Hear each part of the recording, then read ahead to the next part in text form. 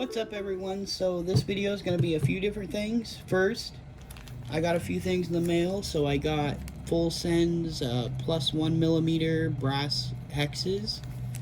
They're supposed to widen it by about 1mm, which it doesn't sound like much, but it should put this closer to the stock width again. So here's what it is right now. And then I'm going to get the deadbolt and show you how to waterproof the ESC in them, because I finally got some conformal coating here and we're going to be using that. First, I'm going to do this, and then if there's time I'll do the deadbolt and we'll just kind of mix the two together. So let's put these hexes on. This is pretty simple to do. You just pull the old ones off and slide the new ones on.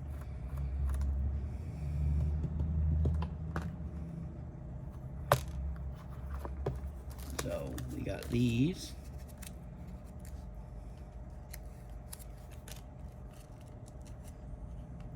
Sometimes I hate these little baggies.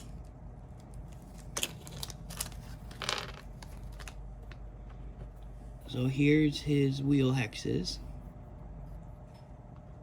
And if you'd like to get 15% off your entire order, go on to Full Send site, order, and use the promo code TJRC guy. Just TJRC guy. And get yourself a nice 15% off your entire order. So I'll put these on real quick and then we'll go from there.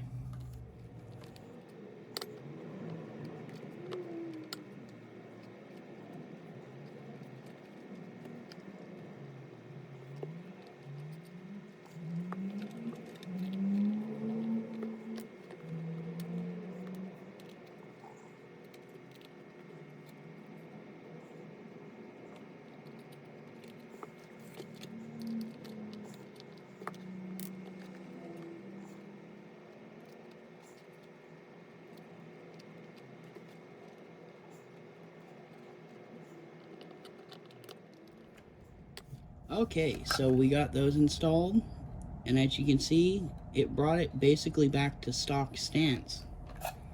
That means it should be able to side hill a little better, and you can tell there's a little bit more weight to it, so I'm pretty happy with them. And I also noticed you can't really crank the wheel nuts too tight then, because the plastic, it kind of gives a little bit if you tighten it too tight, whereas these don't. I do see one downside, whereas the nylon here isn't really touching, so you could either flip the wheel nuts, or I'm just going to put a little bit of blue Loctite on there and call it good. So yeah, let's move on to waterproofing the deadbolt. Okay, so now we're going to waterproof the deadbolt ESC. I'm not going to do anything with the servo right this second because it survived all the water it was in last time, so I'm not really concerned about it. What you'd normally do for a servo is you can take the back off and coat the board inside with this, and then also put grease around the servo spline here where it comes through the bearing. And I did that in this technically because I put grease in the gears in there because it was dry. And I don't like running anything, especially metal gears, with no grease in them. So here we go. First, we got to take the ESC off. And that hot glue held pretty good. And then you want to open it up. And that's not too hard to do, just kind of press and the casing will pop apart. There we go, so we got the casing out. As you can see, there's no coating or anything on it. I'm going to clean this up really quick, and then we will coat this with conformal coating. Okay, so this is all cleaned off. It was pretty dusty, and I just used some 90% rubbing alcohol and a toothbrush to clean this off.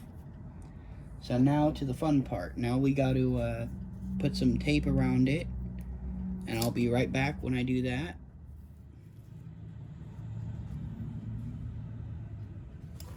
Okay, so I've got the channel plugs all taped off. I've got the motor plugs taped off, and make sure you have the on-off switch on. That way, if any of the conformal coating gets in here, at least it'll just stay on. You'll have to turn it on and off with the battery in that case. So, let's put some of this on. Don't ask me how long this takes to dry. This is actually the first time I've been able to afford a little bit of this stuff. And you just coat the board in it, like so. And what that'll do is put a rubbery waterproof layer over this ESC. So I'm gonna do this real quick, and then again we'll be back. Under here is gonna be tricky because it needs to run.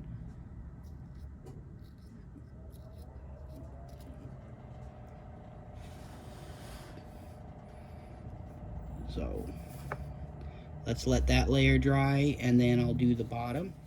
So it's sat, and the conformal coating on the board is now dry. So we're gonna plug the battery in and see if it works. So here's the moment of truth. Yep, I've still got my steering, and I've still got throttle control. So I'll take it out and play around in a deep puddle or something. Maybe we can submerge it and see how it does. So yeah, I'll be right back as soon as we have enough water to do that outside. Oh yeah, I almost forgot. Let's test the switch. So off. And on. So yeah, the switch still works. That's awesome. So again, let's go try this thing out in the mud and the water. Okay, so it's the next day, and I'm filling this hole up with water.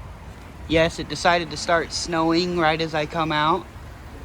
So that's interesting. And you can see I got my new tripod. I thought you'd like to see that. So as soon as this is done filling, we're gonna drive the deadbolt through there and see if the waterproofing actually works. I might lose the servo because, like I said, I haven't waterproofed that. All I've done is added grease to it, but I'll get a new one if I have to. No big deal. Here we go. So let's do this. And for those of you that seen my test of these MT Hobby tires, I went through a lot of water then, but none of it went up above the ESC. Those that know, this is a pretty deep hole. It should definitely go above the ESC. So here we go. Oh yeah, it's above the roof. And we're out. So as you can see, conformal coating works great. Gotta love this stuff. Completely underwater.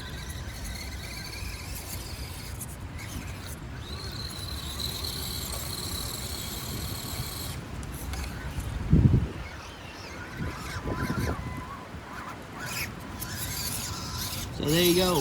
What more proof do you need? You waterproof it, and these things do awesome. So I hope you all enjoyed the video. I hope it helps someone out there that wants to waterproof their rig. And yeah, as always, don't forget to like and subscribe. It really helps the channel out. And be sure to hit that bell icon so you know when I post. Talk to y'all in the next one. TTFN.